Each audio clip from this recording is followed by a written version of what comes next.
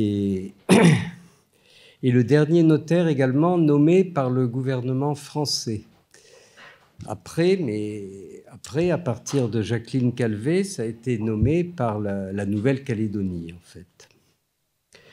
Voilà, alors je suis aujourd'hui associé avec mon fils Paul, qui a 30 ans, qui est en face de vous, et qui a eu son diplôme supérieur de notariat. Je vous expliquerai après s'il y a des questions, comment devenir notaire, qui a eu son diplôme supérieur de notariat à Nouméa, à l'Université de Nouvelle-Calédonie, mais diplômé par une université française. Et grâce à la complicité de l'Université de Nouvelle-Calédonie, il a fait son rapport de stage à Nouméa. J'ai également connu à l'université un professeur formidable en droit privé, Isabelle Doriac, ça dit peut-être quelque chose à certains d'entre vous, qui était un grand professeur de droit privé. Alors, le notaire, le métier au quotidien, qu'est-ce qu'un notaire? Alors, c'est la réponse dans le dictionnaire, c'est un officier public ministériel qui authentifie les actes. Alors, ce sont des juristes polyvalents. Ce sont des juristes polyvalents qui bénéficient d'une délégation de la puissance publique. Donc, on intervient dans beaucoup de domaines du droit, mais notamment les ventes, les successions, les contrats de mariage, les PACS, etc. Alors, le notaire est aussi un chef d'entreprise. Il a des salariés, il a des collaborateurs, et il est responsable de son équilibre économique. Alors, cet équilibre économique, aujourd'hui, en Nouvelle-Calédonie, est un petit peu tendu, mais honnêtement, pas plus tendu que dans le reste du monde. Donc, il faut s'adapter. Alors, la situation juridique locale pour le notaire est compliquée parce que il y a deux statuts en Calédonie. Il y a le statut de droit commun et le statut coutumier, le statut civil coutumier, comme on dit maintenant. Voilà. Alors ça complique les choses dans beaucoup de domaines. Alors la Nouvelle-Calédonie bénéficie du transfert de compétences en droit civil, en droit commercial. Elle ne l'utilise peut-être pas assez à mon sens. Et il serait bon que l'université, les institutions discutent un peu plus avec les professionnels pour finalement adapter l'évolution du droit au monde actuel. Vous êtes à Journée de la justice. En métropole, par exemple, on peut, dans certains cas, divorcer sans juge. Enfin, on divorce sans juge avec son notaire, dans certains cas de figure. En Nouvelle-Calédonie, vous avez l'obligation du recours au juge, vous avez l'obligation du recours à un avocat. Alors, vous allez me dire, ça vous donnera du travail, peut-être, mais on pourrait peut-être un petit peu, à mon sens, simplifier les choses par une meilleure concertation entre professionnels et voilà. Alors, si vous avez des questions, le notariat est-il un métier d'avenir? Eh bien, ça va dépendre. Ça va dépendre dans quel sens tout va évoluer. Mais alors, on a dit que c'était un métier de père en fils. C'est valable dans mon cas, mais chez les autres, vous avez... Pardon. Chez les autres, vous avez des études avec de nombreux associés. Moi, c'est plutôt la voie traditionnelle. Voilà. C'est des questions après ou c'est... Ce sera après. Ce sera après, d'accord. Voilà. Merci. Eh bien, je ne vais pas vous embêter plus longtemps. Voilà. Je vous remercie pour les questions. Ce sera à la fin. Et je rappelle une nouvelle fois le quiz pour les retardataires sur le site de la Nuit du droit. Pour poursuivre la table ronde, je vais donner la parole à un métier méconnu, mais je pense d'avenir, les juristes d'entreprise. Merci. Donc, comme on le disait en introduction, je ne suis pas Marjorie Péchon, mais je vais essayer de la représenter au mieux. Donc déjà, je voudrais remercier l'association AFJE qui me permet de présenter notre métier aujourd'hui, qui est, comme vous le disiez justement, un peu méconnu. Donc on parle de juriste d'entreprise, on peut aussi parler du métier de juriste au sein des collectivités. Donc pour me présenter rapidement, donc Diane Rodriguez, chef du service juridique de l'OPT, donc avec une formation à la fois publiciste et privatiste pour un EPIC comme l'OPT. Ça peut servir. Donc le métier de juriste, ça consiste en quoi ? Ça consiste à la fois à conseiller son entreprise.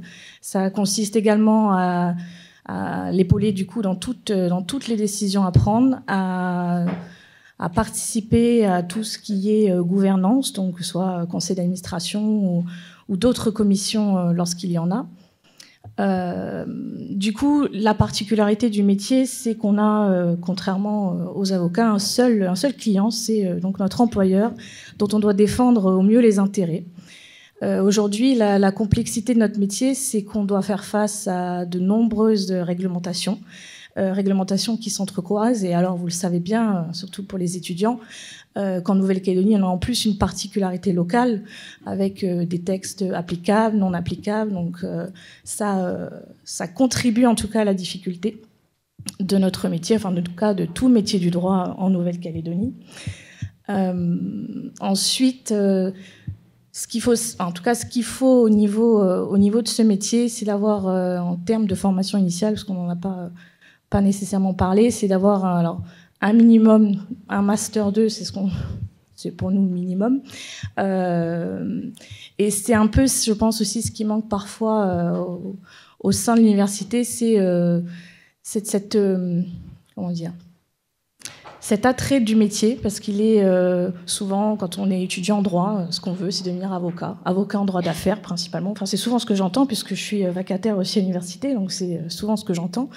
Alors, je ne parle même pas de la méconnaissance du droit public et le métier de juriste en collectivité. Alors là, il n'est pas du tout connu, et pourtant, il y a des services juridiques, il y a des directions juridiques.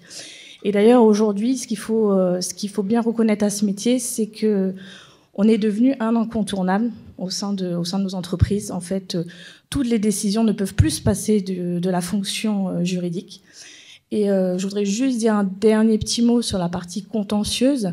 Il est vrai qu'on peut se faire assister d'avocats, on peut également représenter nous-mêmes notre employeur, mais il faut aussi savoir que quand on est assisté d'un avocat, on travaille en étroite collaboration avec ce métier. Et du coup, on en apprend aussi énormément. Mais on est surtout devenus des communicants, ce qui n'est pas forcément ce qu'on apprend à l'université, et encore moins en juriste d'entreprise où traditionnellement on était un petit peu dans notre bureau et puis on faisait notre analyse, on faisait nos contentieux tranquille derrière notre ordinateur.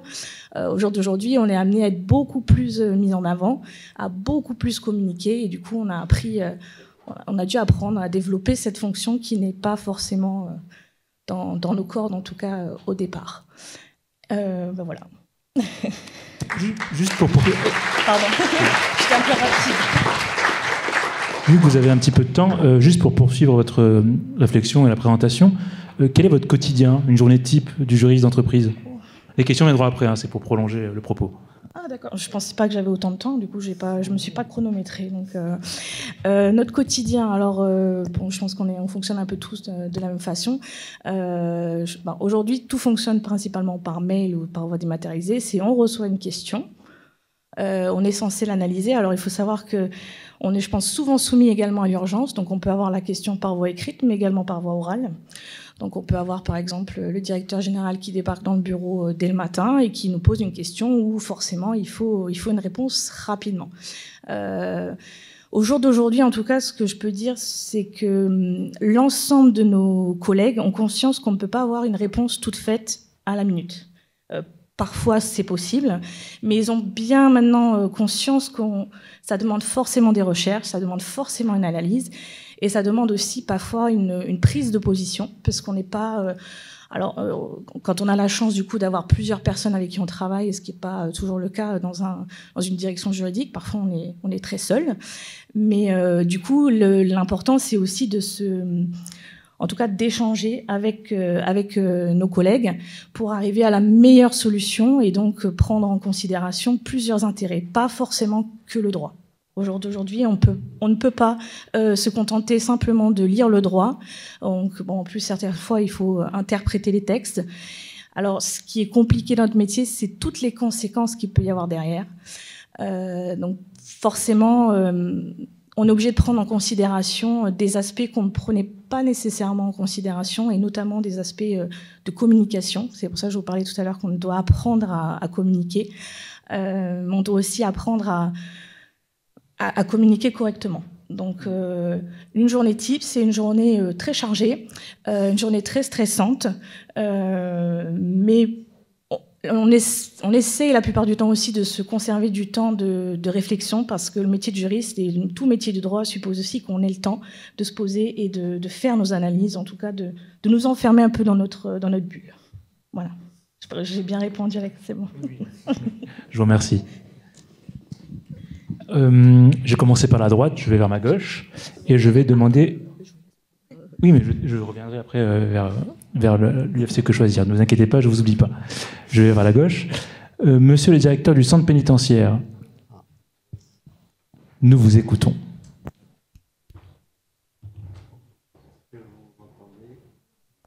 Ça, c'est encore un coup monté contre l'administration pénitentiaire, j'en étais sûr. Voilà, alors 10 minutes, merci beaucoup, très content d'être là. 10 minutes, ça va être vraiment très court pour vous parler du métier le plus passionnant du monde. Pas des autres. Bon. J'étais, pour résumer très rapidement mon parcours, parce que c'est pas de moi dont il s'agit, mais plutôt du métier. Bon, j'ai fait une fac de droit classique. À l'époque, on parlait de licence de maîtrise, on parlait pas encore de master. Et j'étais plus intéressé, sans savoir trop quoi faire, par le droit pénal. Je m'intéressais plus que le droit public, que le droit civil, etc. Donc un jour, j'ai passé le premier concours qui est passé, et qui était secrétaire d'administration dans l'administration pénitentiaire, que je ne connaissais ni d'Ève ni d'Adam, pas du tout. Mais je me suis dit, tiens, pourquoi pas. Je le réussis, et je rentre à ce poste-là, qui était une catégorie B à l'époque. On rentre pas dans l'administration pénitentiaire par vocation. Ça n'existe pas. Vous avez déjà entendu les enfants de 8 ans, 9 ans dire que si tu veux faire plus, je vais être policier, je vais être pompier, je vais être médecin. J'en ai jamais entendu dire, je vais être surveillant de prison ou directeur de prison. Ça n'existe pas. Alors, mais on y reste par passion. Pourquoi par passion? Parce que c'est un métier, ce sont des métiers, parce que là, il y a de nombreux métiers dans l'administration pénitentiaire. J'ai quelques flyers pour ceux que ça intéresse. Il y a toutes les catégories, bien évidemment, et quand on dit administration pénitentiaire, on pense tout de suite prison.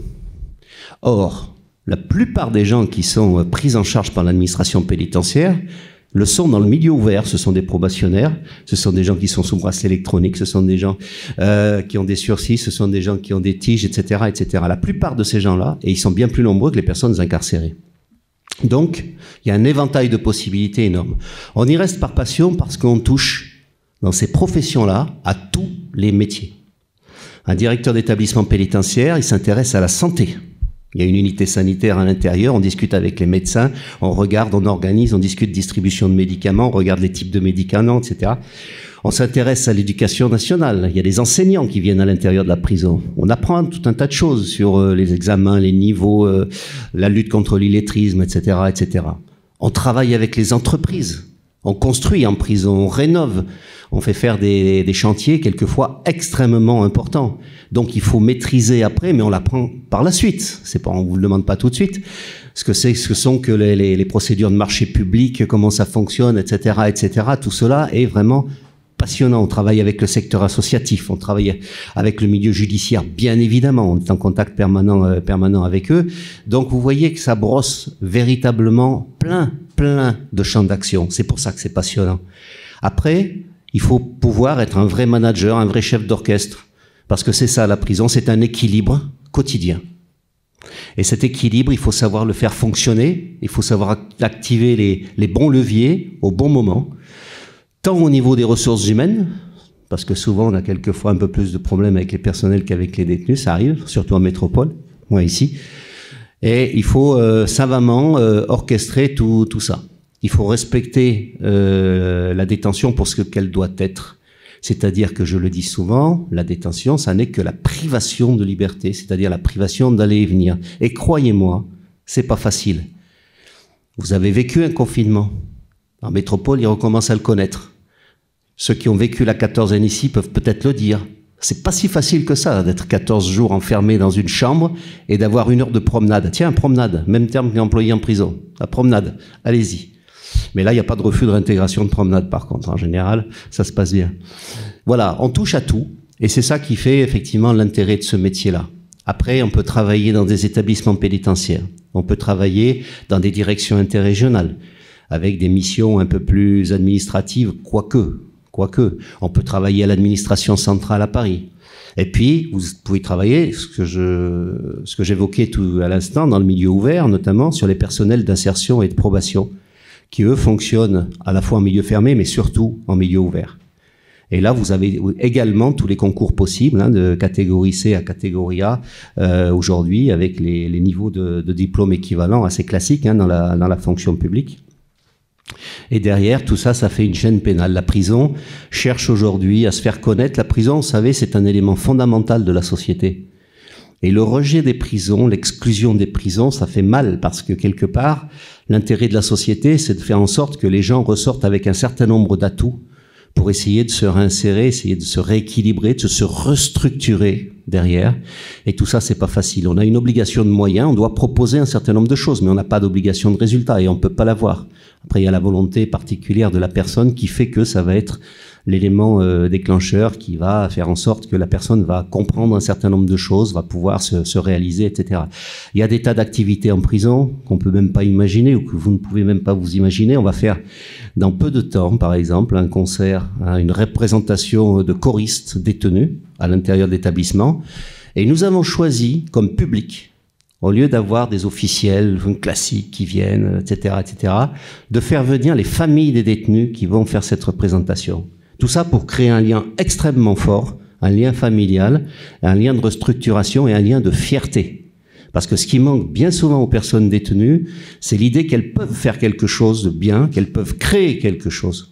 Ça, c'est fondamental. Donc, on s'attache là-dessus et je vous disais qu'on touche vraiment tous les domaines, mais tous les domaines psy aussi, parce qu'on travaille beaucoup avec les psychologues, les psychiatres qui viennent et Dieu sait si on a un certain nombre de personnes qui sont sujets à des troubles psychiatriques dans les établissements pénitentiaires. Et après, on voudrait que la prison réussisse là où tout le monde a échoué avant. C'est un peu compliqué parce qu'on est effectivement, comme on dit, la dernière roue de la charrette, etc., etc. Donc, on essaye de mettre un petit peu d'humanité dans tout ça. Parce que vous avez vu tout à l'heure l'acte d'écrou qui vous a paru un peu sec quand on demande un certain nombre de questions, etc. Bon, ça se passe, c'était un petit peu forcé, mais ça se passe de façon un peu plus sympathique quand même. Et puis après, c'est pour terminer sur le rôle du chef d'établissement qui doit orchestrer tout ça, le directeur d'établissement, il orchestre tout ça. C'est une prise de responsabilité énorme et dès l'écrou, parce que vous avez vu la personne qui a été écrouée, elle va être affectée dans une cellule. C'est le directeur, c'est le chef d'établissement qui est responsable, lui-même, de l'affectation des gens dans les cellules. Et s'il se passe quelque chose, un problème de cohabitation, etc., eh bien on va lui demander des comptes. Et on s'en prive pas. Donc, mais c'est cette prise de responsabilité qui est passionnante, qui est excitante même, et qui fait que c'est une école de la vie, la prison. Et plus on gravit les échelons, et plus on connaît la prison, et Dieu sait que je suis rentré à une époque où les moins de 20 ans ne peuvent pas, on connaissait la suite, mais plus on monte et plus on a cette expérience-là, alors qu'on en apprend tous les jours, et plus on gagne en humilité. Et ça, je crois que c'est une des valeurs fondamentales qui manquent à notre société, c'est l'humilité. Voilà ce que je voulais vous dire.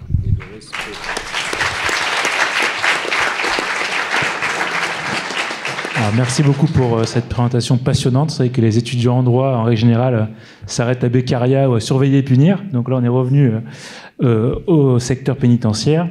Donc merci beaucoup pour cet éclairage. Je vais poursuivre cette table ronde avec Luce Lorenzin qui présentera UFC Que choisir. Bonjour, alors moi j'ai eu un parcours un peu particulier. J'ai commencé par la fac de sciences pour m'apercevoir dès le premier trimestre que je n'avais pas le niveau nécessaire pour continuer. Je suis donc allée, j'ai recherché où aller. fac. À l'époque, on avait la liberté. J'ai été en sciences économiques. À la fin de l'année, j'ai constaté que mes plus mauvaises notes étaient statistiques, maths, etc. J'ai pris donc la branche de droit et la branche de droit civil. Et là, ça a fonctionné. J'ai fait une logique qui me plaisait, qui répondait à mes premières recherches.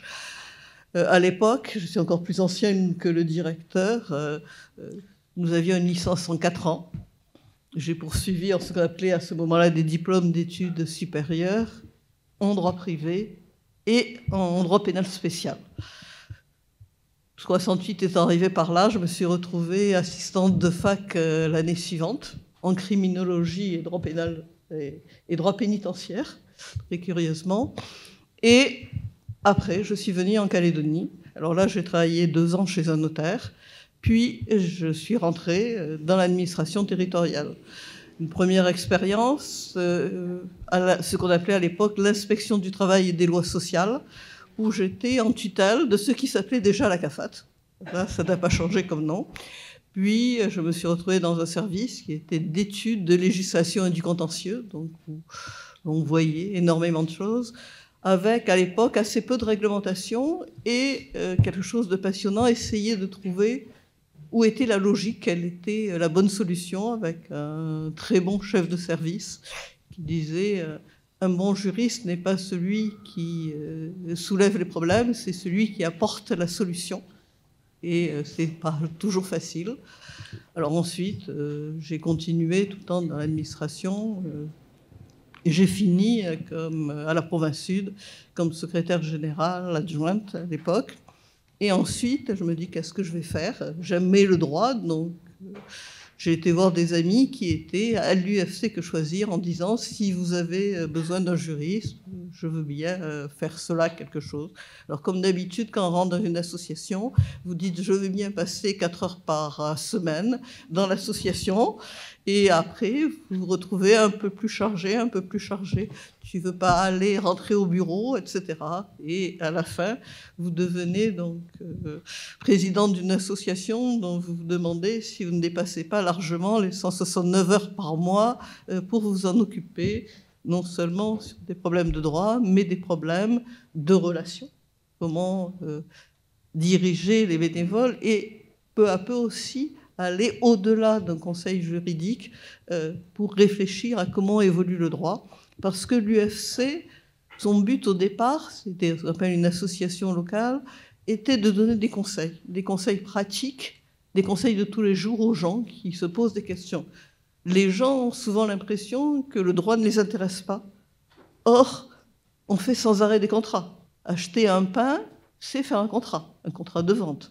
Et au-delà de l'acte d'achat, il y a des règles qui s'occupent.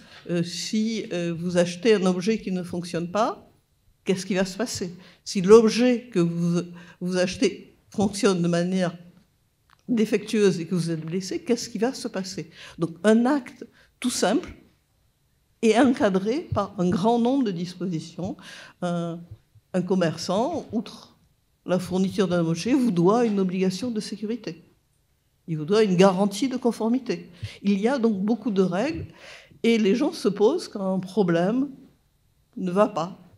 Et des fois, l'avantage d'être dans une association, c'est que l'on peut aider les gens à réfléchir à quelle est la bonne solution. Pour prendre un problème de logement, entre un bailleur et un locataire qui doit prendre en charge quelque chose. Eh bien, quand vous regardez, par exemple, le décret qui sert aux répartitions des charges d'entretien entre propriétaires et locataires, vous pouvez, c'est un décret de 67, vous y cherchez vainement le climatiseur, le volet roulant. Ce n'est pas des notions qui apparaissent dans ces textes-là. Et c'est pourtant pour ça que des gens viennent nous voir. Et on essaie de dire, bon, a priori, c'est plutôt au propriétaire d'intervenir, mais on essaie de trouver une conciliation. J'ai vu une fois un monsieur qui avait envie que le propriétaire fasse des travaux chez lui, mais quand on discute, on se rend compte que ça fait 25 ans qu'il est dans le même logement et qu'il paie exactement la même somme depuis 25 ans. Donc je dis peut-être que vous pouvez passer un accord avec votre propriétaire, il fait des travaux et vous acceptez une augmentation de loyer différente de ceux que posent les textes. Donc tout ce travail se fait. Et au sein de l'UFC, d'ici, localement, ce qu'il y a d'agréable, c'est que nous avons un peu distingué les rôles de chacun. Et un des rôles, ce que nous appelons des bénévoles accueillants, c'est d'écouter les gens. Ils viennent vous exposer un problème. Il y a peut-être une solution de droit, mais eux, des fois, partent sur une mauvaise réflexion et on a besoin de savoir qu'est-ce qu'ils veulent. Il y a quelque chose qui leur déplaît, ça, ils le savent. À quoi veulent-ils aboutir? Et ce travail-là est intéressant. Et c'est un travail donc, de tous les jours. Et on s'appuie donc sur un grand nombre de bénévoles qui interviennent. Et ensuite, avec la connaissance que l'on a appris, on est appelé maintenant à essayer de faire remonter ces connaissances pour amener les professionnels et les institutions à prendre l'intérêt des droits collectifs des consommateurs. Parce qu'une société fonctionne si les règles sont connues, si elles sont admises et si elles sont respectées. Et là, je pense que c'est un rôle de chaque juriste, parce que chaque fois que l'on essaie de faire quelque chose, il y a peut-être une règle de droit.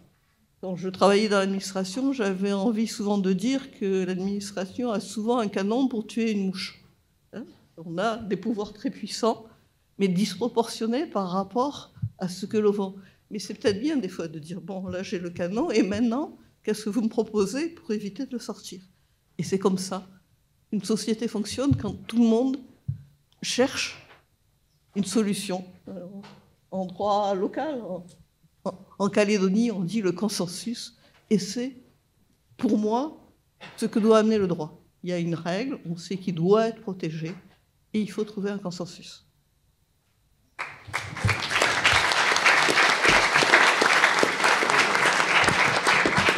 Je vous remercie.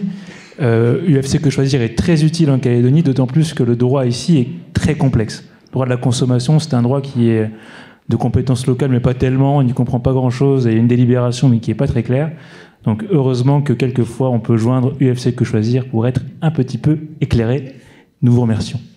Je donne la parole maintenant à Maître Burigna, qui est huissier de justice et qui va nous parler de son métier. Merci Walid. Avant de commencer, je me faisais une petite remarque en entendant les différents intervenants.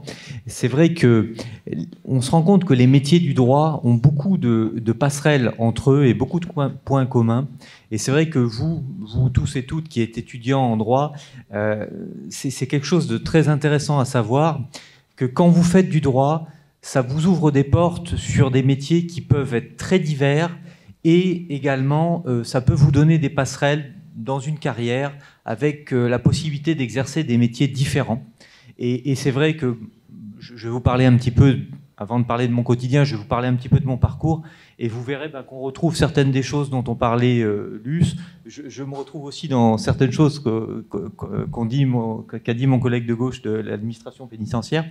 Et c'est vrai que c'est quelque chose qui m'a frappé là, en entendant ces interventions. Alors, moi, le point commun que j'ai avec mon collègue de l'administration pénitentiaire, c'est que moi, je suis huissier de justice, et donc je fais un métier qu'a priori, on ne fait pas par vocation. Hein, comme, effectivement, je ne connais pas de petits-enfants qui disent « je veux être huissier de justice ». Alors moi, ce n'était pas du tout ce que je voulais faire au départ. Donc j'ai fait des études de droit parce que c'est vrai que après le bac, je savais pas trop un petit peu vers quoi m'orienter. En Nouvelle-Calédonie, il y avait déjà une université, c'était ses débuts, mais il y avait déjà une université et qui proposait des formations en droit déjà. Donc j'ai fait mes 2 premières années de droit à l'université de la Nouvelle-Calédonie, qui s'appelait à l'époque Université française du Pacifique, et je suis ensuite parti à Lyon pour faire du droit, et j'ai enchaîné sur la matière qui me plaisait le plus en droit, c'était le droit du travail. Donc j'ai fait l'Institut d'études du travail de Lyon, et donc j'ai terminé par, à l'époque, un DESS en droit et relations sociales dans l'entreprise. Donc ensuite, je suis revenu en Nouvelle-Calédonie parce que c'est mon pays et c'est là que je voulais vivre. Et j'ai commencé à chercher un peu du travail dans le domaine qui me plaisait. Donc dans ce domaine-là, on pouvait éventuellement être juriste d'entreprise comme madame, où on pouvait éventuellement travailler dans une direction des ressources humaines. On pouvait également avoir d'autres possibilités, mais je n'ai pas immédiatement trouvé dans ce domaine-là. Et à cette époque-là, il y avait des concours de l'administration qui s'ouvraient. L'administration recrutait beaucoup. Donc je me suis un petit peu reconverti, je me suis remis à travailler mon droit public, qui n'était pas ma spécialité, et j'ai passé le concours de chef d'administration. Donc je suis devenu chef d'administration. Un de mes premiers postes, et c'est là que je rejoins ce que disait Luce, j'ai été également chef du service d'études de législation et du contentieux, c'est-à-dire le service juridique du gouvernement de la Nouvelle-Calédonie. J'ai fait ça pendant 3 ans. Et ensuite, j'ai été pendant 3 ans directeur juridique et de l'administration générale de la province Sud. Donc j'étais vraiment un pur publiciste à l'époque. Je m'étais vraiment reconverti dans le droit public. Et puis, bon, j'ai été dans la fonction publique pendant 8 ans au total. Et puis à un moment, forcément, on se pose des questions. On a envie peut-être de faire autre chose. Et il se trouve que ce que je ne vous ai pas dit avant, c'est que dans ma famille, il y a des gens qui étaient huissiers de justice déjà, et donc notamment un qui est mon père et qui avait envie de se retirer et d'éventuellement revendre les parts de sa société. Donc il m'a dit, est-ce que ça t'intéresse? J'ai dit, pourquoi pas, c'était un moment où j'avais envie de faire autre chose. Donc là, je me suis à nouveau complètement reconverti, je me suis mis à la procédure civile, qui n'était pas ma passion pendant mes études de droit. Parce que la procédure civile, je vais vous en parler un petit peu après, je ne sais pas si les étudiants en font ici, mais j'ai trouvé, quand j'étais étudiant, que ce n'était pas passionnant quand c'est enseigné de façon théorique. Après, de façon pratique, franchement, ça peut être très intéressant. Donc, je me suis mis à la procédure civile, j'ai fait un stage donc, dans une étude d'huissier. Bon, je trouve que j'ai pas eu trop de difficultés à le trouver, j'ai eu un peu de chance. Voilà. Et puis j'ai passé le concours d'huissier de justice, que j'ai réussi. Donc c'est un concours qui se passe localement. Il peut se passer également en métropole dans d'autres circonstances, mais en Nouvelle-Calédonie c'est un jury donc qui est composé du premier président de la cour d'appel, du procureur général, du bâtonnier d'ordre des avocats, du président de la chambre des huissiers de justice et d'un fonctionnaire du service des impôts. Donc j'ai passé ce concours. Et je suis devenu huissier de justice. Alors après, pour devenir huissier de justice en Nouvelle-Calédonie, je peux vous rassurer, il ne faut pas forcément être fils d'huissier de justice. Hein. Il y en a plein qui ne le sont pas du tout. D'ailleurs, je crois que je suis le seul à être fils d'huissier de justice parmi tous mes confrères et consoeurs. Donc, pour devenir huissier de justice en Nouvelle-Calédonie, il faut avoir au moins un bac plus 5. Il faut avoir fait un stage donc, dans une étude d'huissier de justice et il faut réussir le concours local. Concours il y en a régulièrement. Donc là, dans la profession d'huissier de justice, il faut savoir qu'on a renouvelé 3 huissiers de justice au cours des 3 dernières années. Il devrait y avoir aussi un ou deux renouvellements au cours des 2 ou 3 prochaines années. Donc maintenant, je suis huissier de justice. Je vais vous parler un petit peu de mon quotidien. Alors, la profession d'huissier de justice, c'est quelque chose qui est... Et là, je me retrouve aussi dans ce que disaient vos collègues de l'administration pénitentiaire. Ça touche à beaucoup de choses. Et ça touche à beaucoup plus de choses que ce qu'on imagine de l'extérieur. En fait, on a souvent une image qui est véhiculée peut-être par les clichés sur la profession qu'on voit dans certains films et autres, où on voit essentiellement l'aspect coercitif de la profession avec peut-être les saisies, les expulsions. C'est une part du métier qu'on ne peut pas nier et qui est d'ailleurs assez parfois difficile, notamment au plan humain. Mais après, le métier d'huissier de justice, c'est beaucoup d'autres choses. Ce qu'il faut savoir, c'est que l'huissier de justice, c'est quelque part celui qui fait tous les actes de procédure en amont et en aval d'un procès. Alors, l'huissier de justice, c'est d'abord celui qui va collecter les éléments de preuve qui va vous permettre d'engager une action judiciaire. Les éléments de preuve, on les collecte comment? Eh bien, on fait ce qu'on appelle des procès-verbaux de constat. Alors, des procès-verbaux de constat, il y en a dans absolument tous les domaines. Dès que vous avez besoin de réunir des éléments de preuve, de prouver quelque chose, avant d'engager une action en justice, vous demandez à un huissier de faire un constat. Donc, le constat... ça se passe effectivement dans absolument tous les domaines. Donc, ça peut être, je vais vous prendre un exemple très simple, et puis après, je vais vous dérouler un petit peu la chronologie du coup de la procédure judiciaire. Donc, imaginons que vous ayez un litige de voisinage. Vous avez un voisin qui empiète sur votre propriété et qui a détruit votre barrière. Bon, et bien alors, comment vous faites pour résoudre ce problème? Bon, si vous êtes entre gens qui s'entendent bien et qui sont capables de se parler, déjà, vous allez essayer de discuter avec lui et puis de trouver une solution à l'amiable. Malheureusement, bon, il n'y a pas que des gens qui sont de bonne volonté et il se peut que votre voisin ne veuille pas résoudre le problème à l'amiable. Donc, si le voisin ne veut pas résoudre le problème à l'amiable, qu'est-ce que vous pouvez faire? Alors, vous pouvez commencer par aller voir un huissier de justice et lui faire constater déjà le dommage qu'il vous a causé. Donc l'huissier de justice va se rendre sur place, va prendre des photos, va décrire la situation. Et déjà, vous aurez un procès-verbal de constat qui va vous permettre de prouver dans quel état est votre barrière et le fait que le voisin empiète déjà sur votre propriété. À partir de là, est-ce que vous faites tout de suite une procédure judiciaire? Si vous voulez. Il y a aussi une autre solution, c'est que vous pouvez peut-être commencer avec votre constat par faire ce qu'on appelle une sommation interpellative.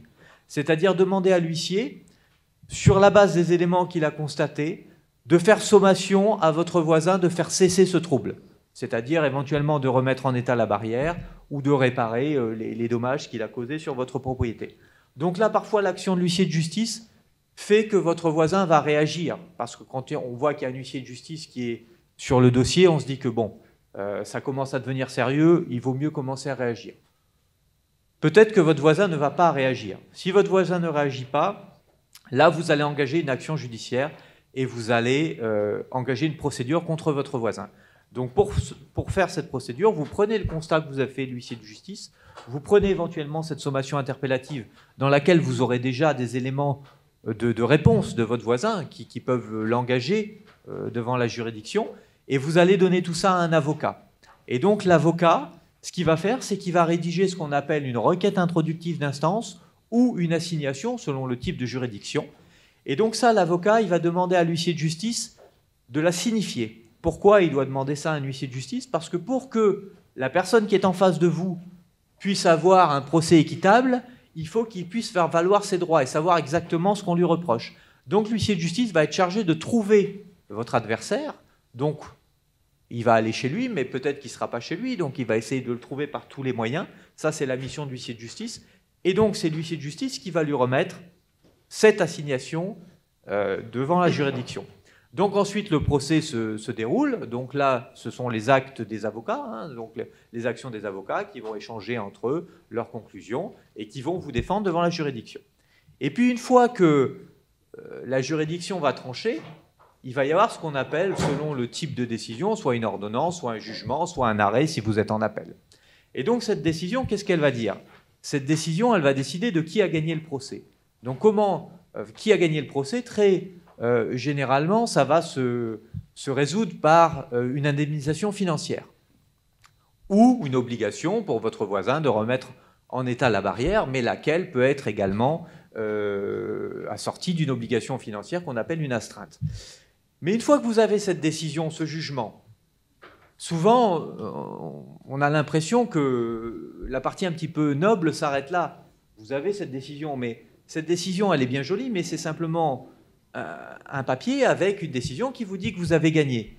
Et donc, si la personne qui est en face ne s'exécute pas spontanément, eh bien, la situation ne va pas être mise en état ou vous n'allez pas récupérer forcément les fonds auxquels la personne a été condamnée. Donc là, de nouveau, intervention de l'huissier.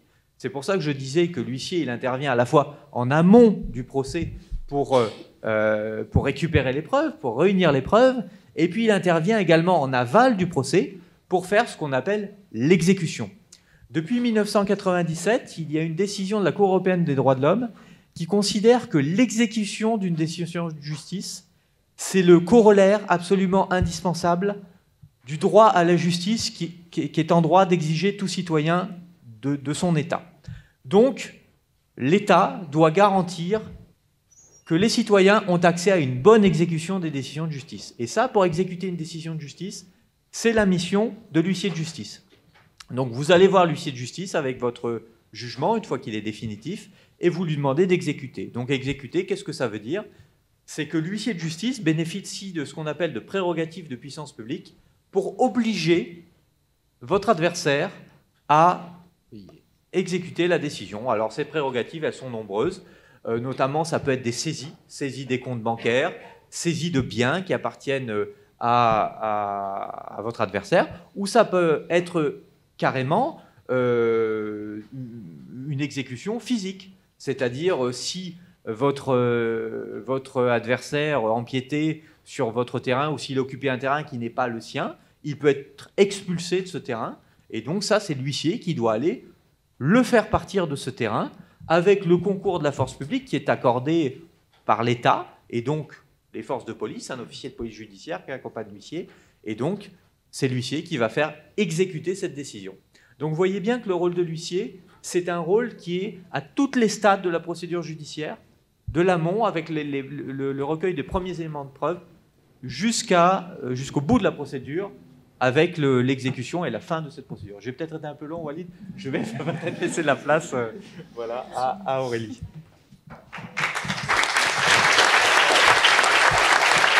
Merci Florent. Il y aura certainement des questions par la suite sur le métier. On va passer désormais sans transition au droit de la concurrence. Merci Walid. Donc je vais présenter peut-être les deux principaux métiers du droit qui sont à l'autorité de la concurrence. C'est celui d'une part des rapporteurs et puis d'autre part celui des membres du collège et plus particulièrement de la présidente de l'autorité. Alors l'autorité de la concurrence, c'est une autorité administrative indépendante. C'est la première en Nouvelle-Calédonie et elle a chargé ici de donc veiller au libre jeu de la concurrence. Elle intervient en réalité comme un tribunal de première instance quand il y a des litiges entre entreprises qui s'estiment être victimes soit d'entente, soit d'abus de position dominante. Et alors, dans ce cadre-là, ils déposent une plainte, soit directement, soit par l'intermédiaire d'un avocat ou d'un conseil juridique. On les invite toujours à aller voir un avocat ou un conseil juridique, puisque généralement, la plainte est quand même mieux préparée. Cette plainte, une fois qu'elle est enregistrée, elle va suivre un circuit bien précis. Elle va être transmise à la rapporteure générale, qui est en fait la chef du service d'instruction de l'autorité, et confiée à un rapporteur ou plusieurs, si vraiment le dossier est un dossier important qui implique des investigations larges. Alors, le travail du rapporteur est essentiellement juridique, mais aussi économique et implique en réalité un bon esprit pratique. En général, les rapporteurs qui sont recrutés à l'autorité de la concurrence de la Nouvelle-Calédonie sont des juristes qui ont généralement un master 2. En droit de la concurrence, c'est l'idéal. En économie, éventuellement, pour ceux qui n'auraient pas un bagage juridique, mais plutôt un bagage économique, voire les deux.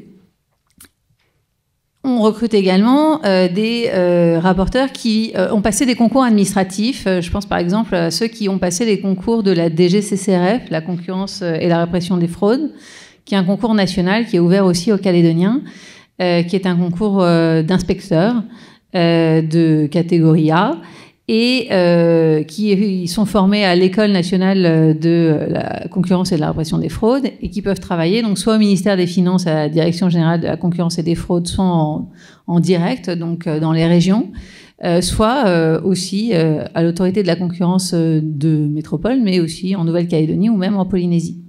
Par exemple, nous, on en a 2 actuellement qui viennent de la DGCCRF et qui sont détachés. Le rapporteur, donc son métier au quotidien, c'est qu'il va avoir un dossier, il va devoir l'examiner, il va devoir d'abord définir sur quel marché les pratiques sont dénoncées. Et ça, c'est un peu difficile parce que souvent, les entreprises, elles savent ce qu'elles font comme activité, elles savent globalement quels sont leurs concurrents, mais quand il faut se placer sur un marché amont, un marché aval, le marché pertinent des biens parfaitement substituables entre eux, c'est un peu compliqué pour l'entreprise, surtout en Nouvelle-Calédonie, qui n'est pas encore complètement au fait du droit de la concurrence. Et ça va être le travail du rapporteur d'aller interroger tous les concurrents, et éventuellement sur le marché amont les fournisseurs, sur le marché aval des distributeurs, et examiner si, je sais pas moi par exemple, si c'est une entente qui est dénoncée pour fixer des prix entre fabricants, est-ce que les distributeurs ont été victimes de cette entente? Est-ce qu'ils ont reçu des pressions pour appliquer tel prix? Est-ce qu'ils ont des documents qui permettraient de démontrer qu'il y a eu un accord entre les fabricants? Et les rapporteurs disposent d'un pouvoir d'investigation assez large, qui sont fixés par la loi calédonienne, et qui leur permettent soit de faire des enquêtes dites simples, soit de faire des enquêtes lourdes. Alors l'enquête simple, c'est le questionnaire, l'audition, et systématiquement, s'il y a une audition, il y a un procès verbal d'audition, donc qui va être signé en présence du rapporteur et évidemment de la personne auditionnée, voire de son avocat ou de l'assistant qui voudra juridique, par exemple, de l'entreprise. Ils peuvent le modifier et c'est opposable ensuite, hein, c'est très important. Ça peut se traduire aussi par des demandes de documents, et l'instruction a des pouvoirs coercitifs, c'est-à-dire qu'en général, pour les plaintes, les entreprises n'ont pas tellement le choix, elles doivent répondre aux demandes du service d'instruction. Si elles ne le font pas, elles risquent une amende. Elles ont aussi des pouvoirs d'investigation qui sont beaucoup plus lourds, qu'on appelle dans le jargon les opérations de visite et saisie, les EVS. Donc là, en fait, ce sont des perquisitions, un peu comme en droit pénal, où le service d'instruction et les rapporteurs vont se mettre en lien avec le juge des libertés et de la détention pour lui apporter un certain nombre d'éléments qui montreraient, par exemple, une entente anticoncurrentielle dans un secteur en particulier, avec déjà des éléments matériels qui permettent de montrer que ça justifierait de violer la propriété des entreprises concernées et d'aller perquisitionner dans les bureaux pour récupérer des preuves démontrant cette entente. Et si le juge des libertés et de la détention est d'accord, il va rendre une ordonnance, qui par ailleurs est attaquable, et qui va permettre ensuite au service d'instruction accompagné d'officiers de police judiciaire de se rendre dans l'entreprise et de poser des scellés sur des bureaux, de récupérer des documents papier, mais aussi des données informatiques avec des outils de perquisition informatique, et de les placer sous scellés, de faire un inventaire, de faire un procès verbal de visite et saisie, et puis ensuite d'aller examiner tous ces documents et de les qualifier sur le plan juridique. Donc vous voyez finalement que le rapporteur, il fait un travail à la fois très pratique d'investigation économique et documentaire, un petit peu comme pourrait le faire un policier dans le secteur économique et financier, ou un juge d'instruction dans son champ d'activité. Et puis derrière, il a tout l'autre travail, beaucoup plus juridique, qui est de établir éventuellement ce qu'on appelle chez nous l'acte d'accusation, c'est la notification des griefs, auxquels évidemment les entreprises mises en cause pourront répondre, généralement par l'intermédiaire de leurs avocats. Et là, ça donne lieu ensuite à une bataille et une confrontation d'arguments, tant sur la procédure que sur le fond. Et du coup, là, il faut faire tout le travail que pourrait faire, par exemple, l'avocat quand il défend l'entreprise, ou le juriste d'entreprise si elle se défend elle-même, en allant rechercher la jurisprudence et en allant justifier pourquoi le rapporteur a reproché tel ou tel grief à l'entreprise. Il peut abandonner des griefs si, au fur et à mesure, il est bien sûr convaincu par les arguments présentés par l'entreprise. Et in fine, il va devoir aller présenter son dossier en séance devant les membres du collège. Alors, en règle générale, pour les dossiers, disons, les plus importants, le collège juge collégialement, donc à 3 minimum, 4 ou éventuellement 5 le jour où on a un 5e membre. Le rapporteur, là, va aller plaider, entre guillemets, son dossier et répondre aux arguments des entreprises mises en cause ou éventuellement du plaignant, et aussi, évidemment, à leurs avocats. Donc, moi, ce que je définis comme le travail de l'enquêteur, du rapporteur, c'est à la fois un enquêteur, un juriste et un orateur, parce qu'il faut savoir aussi retransmettre en une demi-heure maximum tout un dossier d'investigation qui peut comporter plus de 1000 pages de cotes, tout en ayant répondu à l'avance à ce qu'ont dire les futurs avocats, sachant qu'après il n'a plus la parole, et c'est la défense évidemment qui va avoir la parole. Donc moi, c'est un métier que j'ai exercé pendant 6 ans quand j'étais à l'autorité de la concurrence en métropole. J'ai trouvé ça super. Il y a énormément de procédures diverses. Ça permet de découvrir de nombreux marchés et donc finalement toute l'économie dans laquelle on vit tous les jours. C'est un métier qui est ouvert aux étudiants de la Nouvelle-Calédonie qui se formeraient en droit de la concurrence et qui nécessite pas nécessairement de passer un concours. Ce qui compte, c'est surtout d'avoir les compétences soit en droit de la concurrence, soit en économie, voilà, soit les deux. Maintenant, le travail du collège et puis de la présidente, si j'ai encore 2 minutes. La présidente de l'autorité, c'est un peu comme le chef d'établissement pénitentiaire, c'est que d'abord, il gère une organisation. Donc, il faut d'abord gérer les gens. C'est-à-dire qu'en fait, on découvre tout un pan de l'administratif, le budget, la comptabilité, l'élaboration des contrats, la création de contrats, la fin des contrats, les différents statuts qui existent en Nouvelle-Calédonie, qui sont nombreux et variés.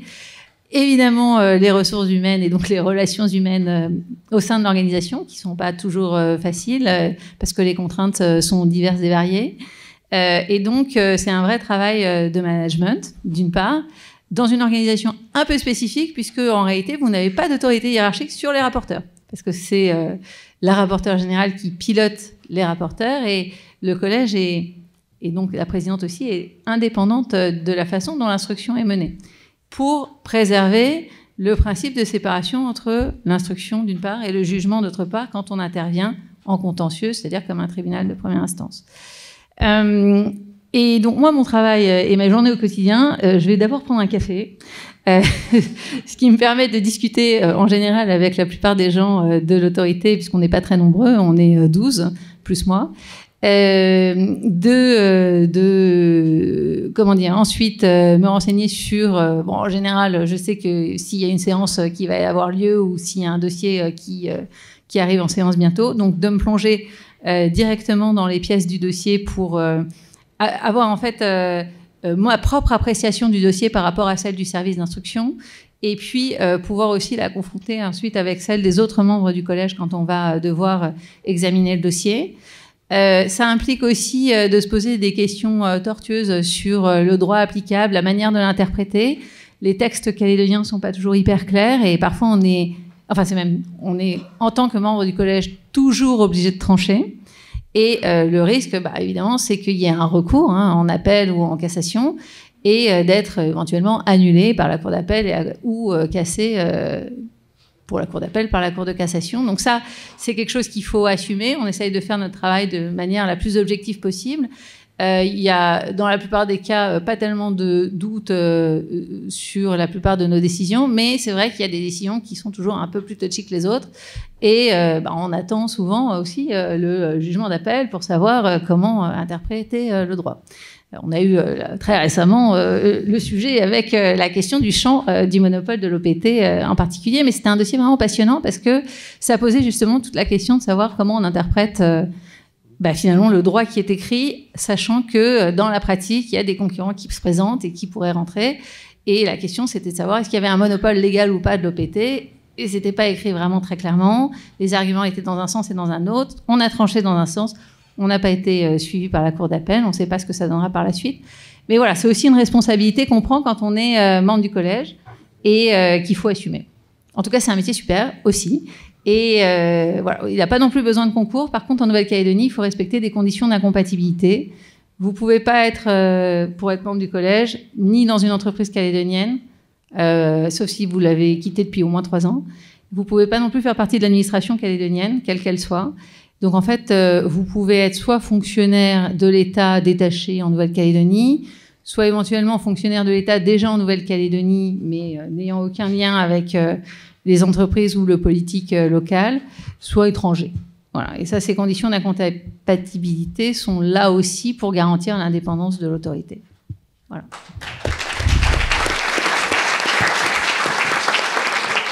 Merci beaucoup. Juste, j'anticipe une question. Le parcours pour devenir président. Quelle étude fait-on ? Alors, je pense que ça dépend. Il n'y a pas de conditions particulières qui sont fixées par la loi organique. Il faut simplement avoir la compétence en droit ou en économie. Et donc, une expérience en concurrence, c'est quand même mieux. Moi, mon parcours, il est le suivant. Donc, à la fin j'ai fait un bac ES, je savais pas trop quoi faire. J'aimais bien l'économie, je connaissais pas le droit. On m'a proposé une prépa où on faisait du droit et de l'économie. Alors, je me suis dit, je vais y aller. Et c'était une prépa qui permettait de préparer le concours de l'École normale supérieure de Cachan en droit, économie, gestion. Et c'était une prépa super. J'étais à la fac de droit, donc à la Sorbonne, pour toute la partie juridique, et puis en prépa pour tout ce qui était économie, culture générale, langue, etc. Au bout de 2 ans, j'ai passé donc mon DUG de droit et le concours de l'École normale supérieure de Cachan que j'ai réussi. Et je suis ensuite allée à Rennes parce qu'elle s'appelle Cachan, mais en fait, elle a été délocalisée à Rennes. Et donc, je suis allée à la faculté de droit de Rennes 1, faire ma licence et ma maîtrise. Et en parallèle à l'École normale supérieure de Cachan, devenue Rennes, on faisait évidemment de l'économie, microéconomie, macroéconomie, comptabilité, gestion administrative, gestion de plein de choses. En 3e année, j'ai passé l'agrégation d'éco-gestion, et puis à la fin, on avait quand même le droit de faire ce qu'on avait envie. Et ce qui m'avait plu finalement dans toutes ces études, c'était le droit économique, le droit de la concurrence. Donc je me suis dit, je vais aller faire un Master 2, un DESS à l'époque, en droit européen des affaires, qui comprenait le droit de la concurrence et puis aussi le contentieux européen, parce que j'aimais beaucoup les institutions européennes. Et c'est là que j'ai vraiment découvert le droit de la concurrence. À l'issue, il fallait faire un stage. J'ai été faire un stage à la SNCF au fret.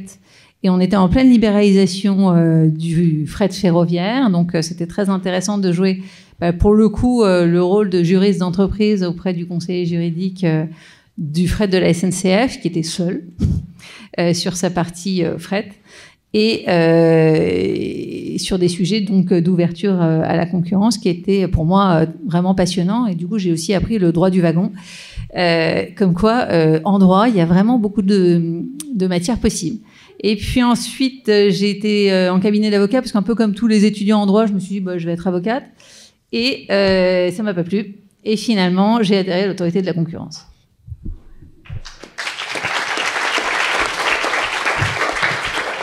Alors on va terminer, je suis président, je me donne la parole. On va terminer par le parcours d'universitaire. Alors comment devient-on universitaire ?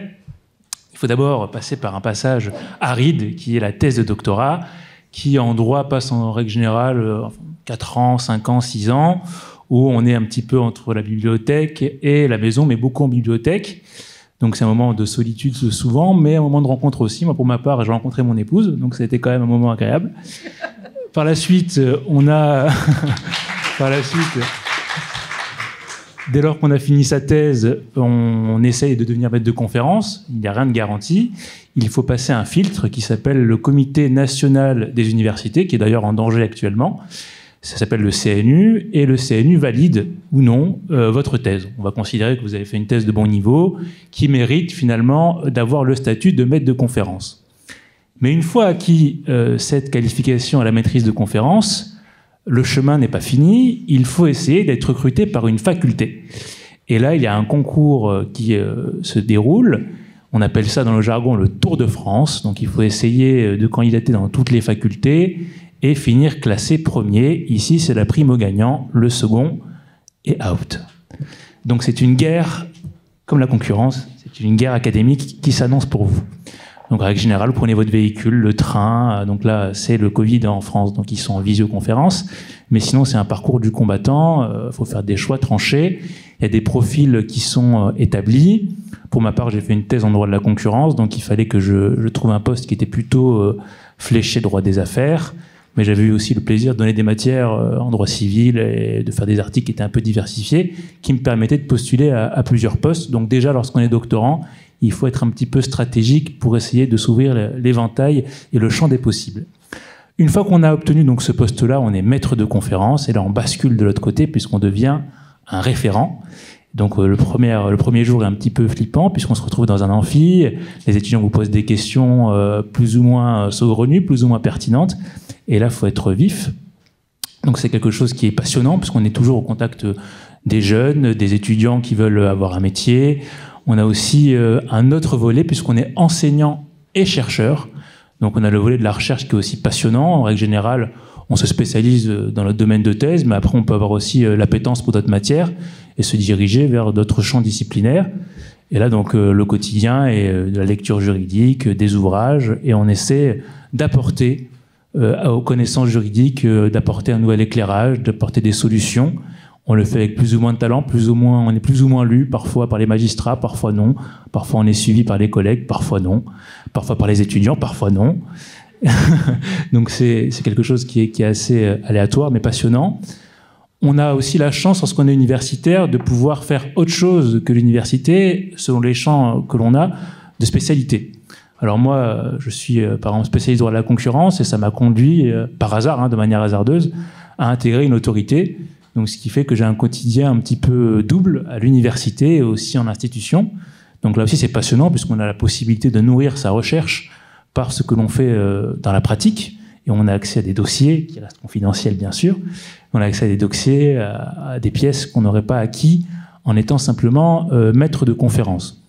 Alors c'est un métier exigeant, difficile, parce qu'on est aussi souvent sollicité pour faire des conférences, des colloques, et participer à des ouvrages, on a des délais à respecter, et pour les plus, comment dirais-je, combattants ou les plus braves, il y a aussi des charges administratives à l'université. Et là, on peut être doyen, on peut être responsable d'une licence, on peut être responsable d'un laboratoire, et là, c'est des réunions qui s'enchaînent, passionnantes parfois léthargiques, mais c'est quelque chose qui est enrichissant puisqu'on rencontre des collègues. On a aussi la chance, lorsqu'on est maître de conférence, de voyager beaucoup. Moi, par exemple, j'ai été docteur d'Aix-en-Provence. J'ai commencé ma carrière à Grenoble. Je suis aujourd'hui en Nouvelle-Calédonie. Peut-être que dans quelques temps, je serai de retour en métropole. Pour longtemps en Calédonie, je ne sais pas. Dans un pays étranger, pour des colloques ou pour un poste pour quelques années. Donc c'est un métier diversifié qui permet de s'enrichir continuellement. On a l'avantage aussi de ne pas avoir de supérieur. On a la liberté académique qui nous protège, donc on est libre de faire ce que l'on veut. On peut lire quand on veut, on pense ce que l'on veut et on écrit ce que l'on veut.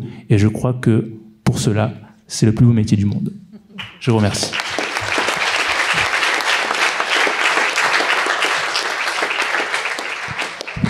Alors cette table ronde, elle doit s'enchaîner par des questions. Donc j'espère que vous en avez de nombreuses à notre panel. Donc je vous laisse la parole et par la suite il y aura le procès pénal qui va juger l'accusé. Vas-y Adrien. Je viens de donner le micro. Attends, t'inquiète pas, j'ai un jeune. Quelqu'un a-t-il des questions? Oui, là-bas, ça commence. J'ai un jeune qui va donner le micro.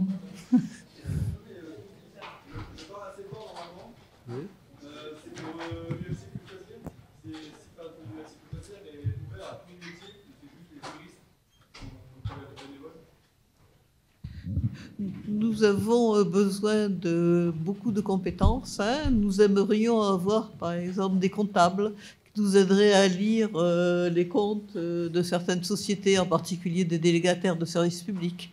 Nous avons aussi besoin de scientifiques. Deux de nos membres sont au comité consultatif de l'environnement.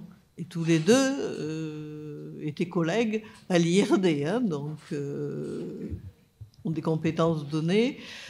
Voilà, nous recherchons des gens qui nous aident à réfléchir.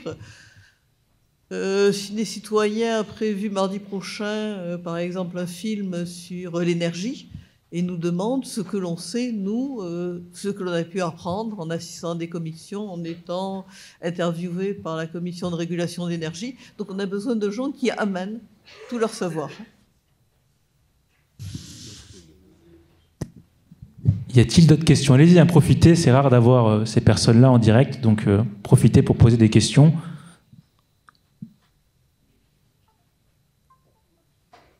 N'ayez pas peur, allez-y. On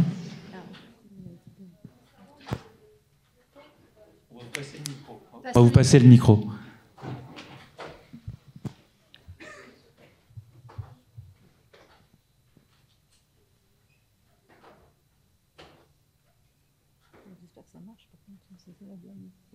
Ça marche pas. Ah voilà. Concernant le métier, pour le concours des huissiers de justice, je voulais savoir sur quoi est-ce qu'on est interrogé. Est-ce qu'il y a de l'écrit? Est-ce qu'il y a de l'oral à un moment donné? Ou des épreuves pour les candidats qui sont admissibles notamment?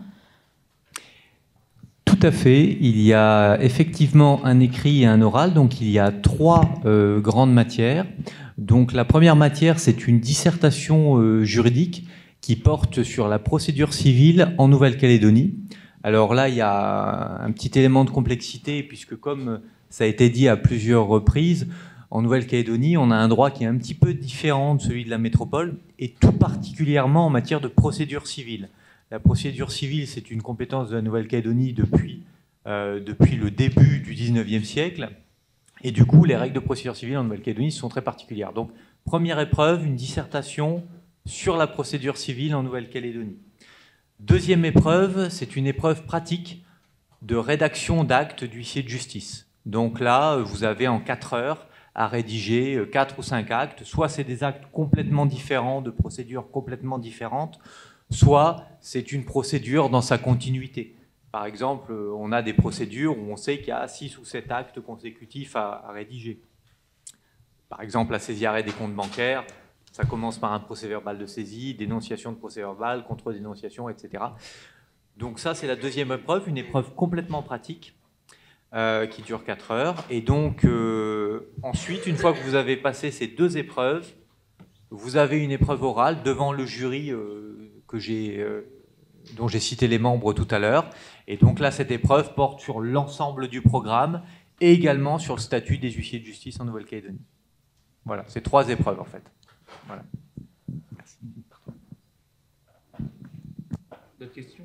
D'autres questions, allez-y. Hein.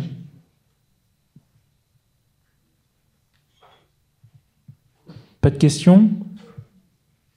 Alors moi j'en ai une quand même, parce que vous avez parlé, le monsieur le directeur du centre pénitentiaire, d'un concours qui était ouvert, et visiblement il y a quand même pas mal de postes qui sont à pourvoir. Pouvez-vous nous présenter ce concours, les matières, comment on s'y inscrit, et les limites d'âge, les conditions à remplir ? Écoutez, c'est un concours donc de surveillant pénitentiaire qui est ouvert sur le territoire, c'est-à-dire que les gens qui vont réussir ce concours seront uniquement affectés en Nouvelle-Calédonie, que ce soit d'ailleurs sur le centre pénitentiaire de Nouméa ou sur le futur centre de détention de Koné. C'est un concours qui se passera le 13 janvier. Les inscriptions sont actives actuellement. On peut s'inscrire en ligne, tout simplement, sur Internet, en allant sur le site du ministère de la Justice, dans la catégorie métier, et puis après concours, ouverture concours. Donc vous pouvez vous inscrire jusqu'au 7 décembre, je crois, et le concours donc se passera le 13 janvier. Donc c'est un concours qui requiert un niveau brevet des collèges. Et pour ceux qui réussiront, il y a à peu près 80 postes qui sont offerts, donc ce qui est quand même assez important. Pour ceux qui réussiront, ils suivront une formation initiale en France, en métropole, à Agen, à l'École nationale d'administration pénitentiaire, pendant à peu près 6 mois. Et à l'issue de ces 6 mois, ils seront affectés ici, en tant que surveillants stagiaires pendant une durée de 1 an, et après ils seront titularisés, si tout se passe bien, évidemment. Après, les épreuves écrites et orales se passeront ici, en Nouvelle-Calédonie. Pour les épreuves écrites, nous allons ouvrir 3 centres, un sur Nouméa, un sur la province Nord, à Koné, et un sur la province des îles, à Lifou. Et l'écrit consiste essentiellement dans un QCM, un questionnaire à choix multiples, qui porte sur des questions diverses et variées, de culture générale, etc., etc. Et après, il y a un jury qui se déplace de la métropole et qui vient ici et qui convoque les admissibles à l'issue de l'épreuve écrite. Et donc, voilà, tout ça se passera entre le 13 janvier, date de l'écrit, et on va dire février, en gros. Voilà, et j'ai des renseignements, si vous voulez, sur les métiers surveillants également, si ça vous intéresse, bien sûr. Voilà. Alors, il faut peut-être profiter de cette occasion-là. En tout cas, je le dis parce que ce sont des métiers extrêmement intéressants et extrêmement riches et qui vous font voir quand même beaucoup de choses de l'aspect de la vie sociétale.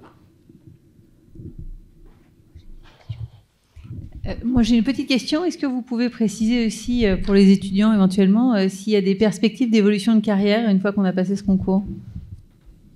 Oui, bien sûr. C'est une administration qui offre encore aujourd'hui des perspectives de carrière très intéressantes. En interne, vous pouvez passer de surveillant à premier surveillant par un concours professionnel interne. Et après, vous pouvez passer de premier surveillant à lieutenant, c'est-à-dire en corps des officiers.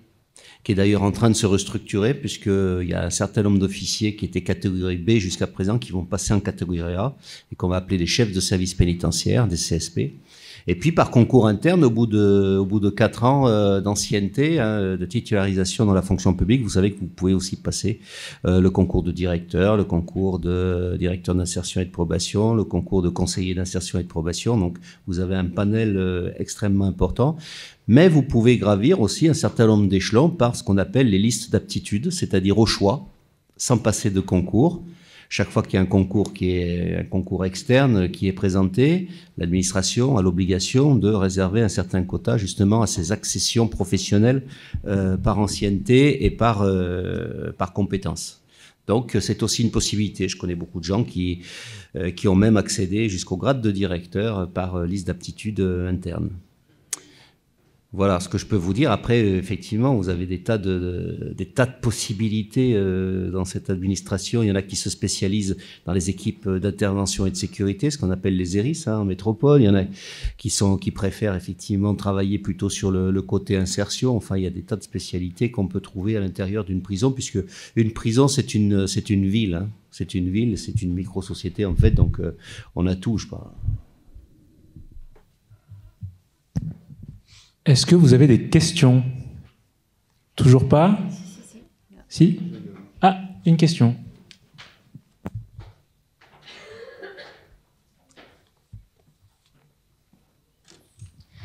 Est-ce que dans le métier de droit, on peut mentir et est-ce que c'est autorisé? Alors, à qui vous dirigez la question? Je sais pas. Quelqu'un me répond? Il y a un avocat. Un avocat, oui. Un avocat peut-être, non? Je plaisante, une boutade. Quelqu'un me répond? Je dirais une réflexion d'un de mes chefs de service. Ne jamais mentir. Ne pas dire tout ce que l'on sait est différent. Mais ne jamais mentir. Moi, je dirais qu'il faut faire attention quand on ment, parce qu'il y a toujours des gens autour de vous qui savent que vous avez menti. Et il se trouve que, généralement, ils vont vous balancer à un moment donné. Donc, faire très attention dans ce cas-là. En droit de la concurrence, par exemple, on a même une procédure qui permet à une entreprise qui fait partie d'une entente, voire même qui a été à l'initiative de l'entente, donc la pire de toutes, de venir dénoncer tous ses petits copains en bénéficiant d'une exonération totale de sanctions, dès lors qu'elle apporte toutes les preuves pour le faire. Donc attention aux mensonges, quand même. D'autres questions? Oui, il y a plusieurs questions. Ça y est, ça s'est réveillé. Où ça? Alors, on passera à vous juste après. Elle avait levé la main.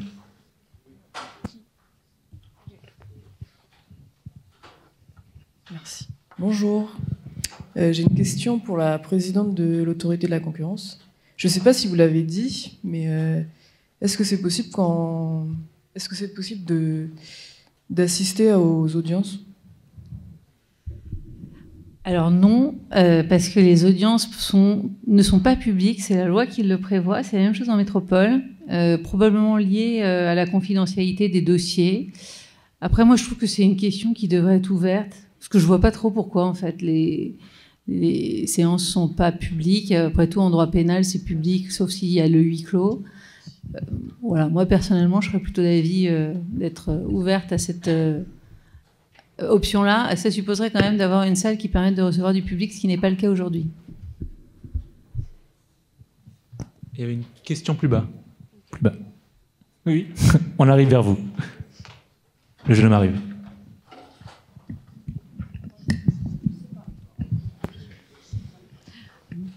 Bonsoir, j'ai juste une question qui est aussi une réflexion, peut-être pour l'huissier de justice, parce que quand on voit le déroulé pour une histoire de barrière, votre exemple était très intéressant, on se dit, mais à la fin, ça a coûté combien cette barrière?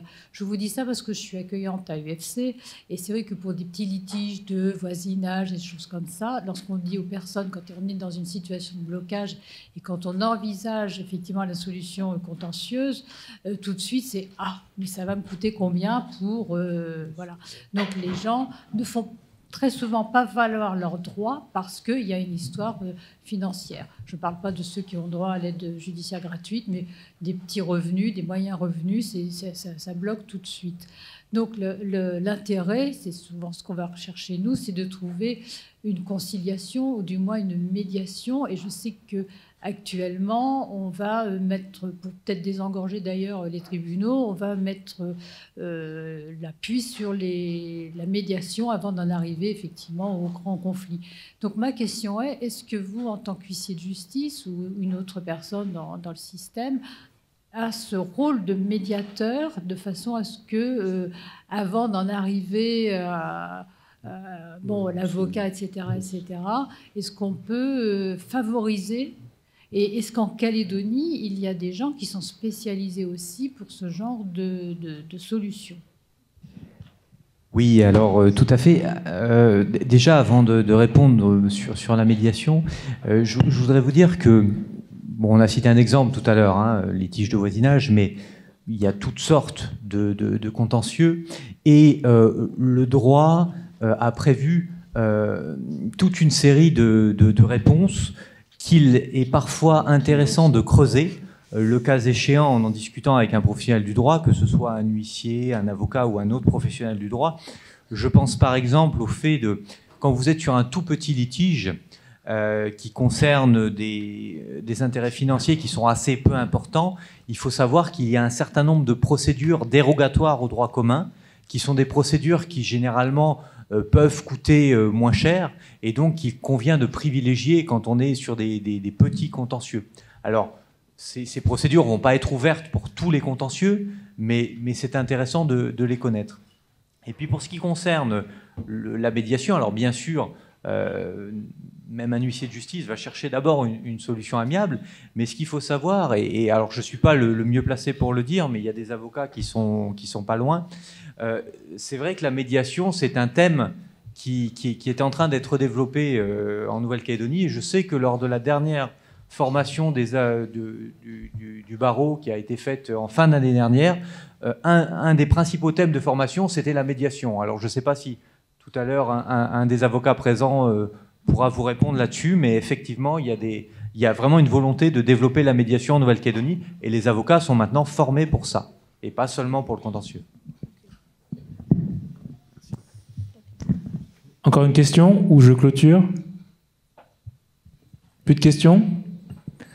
Merci à tous, sincèrement, aux partenaires d'avoir participé à cette table ronde. Vraiment, c'est très sincère. On est très heureux d'avoir pu participer à cette nuit du droit avec vous. On va poursuivre avec le procès pénal, la cour d'assises qui va rentrer et qui va juger cet accusé qui, je l'espère, pourra échapper au couperet, mais visiblement, ça va être difficile pour lui. Et je tiens aussi à vous rappeler que vous avez le quiz en ligne qui est toujours disponible. Vous allez sur le site Nuit du droit 2020 sur l'UNC. Vous avez un petit onglet et le plus rapide d'entre vous remportera un beau trophée et des places de cinéma. Donc je vous remercie.